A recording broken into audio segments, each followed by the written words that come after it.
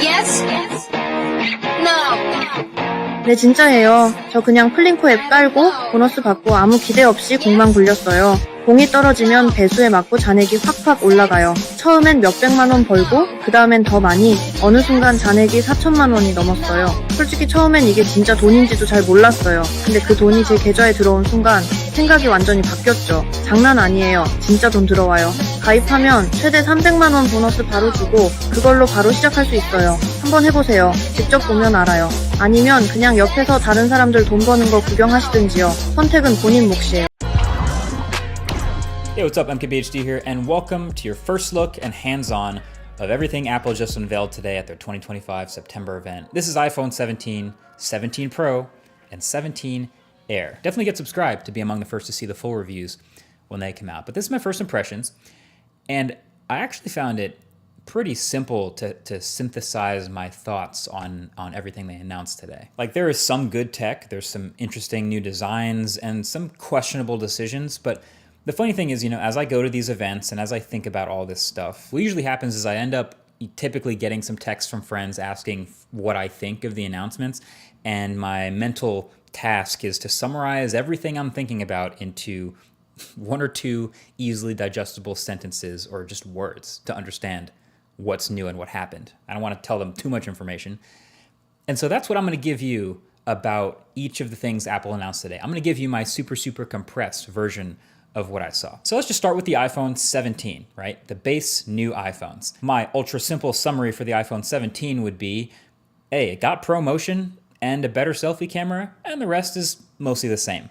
So the design is mostly unchanged other than the new colors, same screen sizes, same dimensions, same camera bump, same buttons and camera control, which they barely talked about. But there's a new A19 chip inside, which we expected. That should see some nice performance gains and efficiency bumps, roughly 20% faster CPU, which is nice. And battery life should be a few beats longer. And the display is brighter too, getting up to 3000 nits. But this is the first time we are seeing a Pro-branded feature on a non-Pro iPhone, because every new iPhone across the range now has ProMotion. And it's the same ProMotion too. It's the adaptive 1 to 120 hertz. Doesn't seem to be handicapped at all. It's funny, we always used to have that, regular people don't care about 120 hertz argument, but now here it is on the new base iPhones. So, hey, sounds great to me. This makes the base iPhones much more usable, and so does the new base storage of 256 gigs. So those are welcome upgrades. But the other new thing was a selfie camera. And it was funny, the keynote was pretty chill up until the point where they started to talk about this, and it was actually the loudest applause, and it was really tempting to make fun of it. But I actually do think this is really clever, because all these new iPhones have this massively upgraded selfie camera system. They're calling it center stage, but I actually think that kind of does a disservice, because the actual center stage on their laptops and stuff is kind of annoying. But what's happening is with these phones, they all have a larger 24 megapixel square selfie camera sensor. And so then when you go to take a selfie, the phone can take a regular vertical selfie, or can manually or even automatically take a horizontal selfie without you having to rotate the phone. And honestly, this might be genius. Like, the default for most people is obviously to take a vertical selfie now. It just fits on the phone. You're probably viewing it on the phone. But if you go to take a horizontal selfie to fit more people, suddenly the camera lens is off to the side and it's a little bit less natural looking. So now, since the selfie camera is larger and a square, it can literally just crop an 18 megapixel selfie in portrait or landscape, and for videos or photos. I think it's great. It's very useful. It might be the biggest upgrade to the iPhone 17.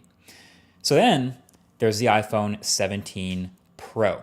And my quick friendly summary of the Pro phones is, hey, they got better zoom and more battery and orange. So the Pro iPhones actually look a little bit different. There's actually quite a bit going on here with this new design. First of all, there's only 3 colors: cosmic orange, deep blue, and silver. Really bumming me out that there's no black Pro phone. But then I remembered dbrand exists. Never mind. But then the thing that's going to catch everyone's eye on the back is the camera bar up at the top, which is what Apple keeps calling in their keynote a plateau.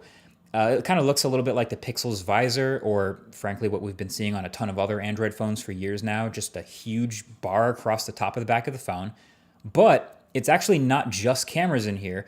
Apple's done some rearranging of the insides of the phone to actually shove more components, like the A19 Pro chip and the logic board and storage up here in that bar, so they could fill out more of the bottom of the phone with more battery.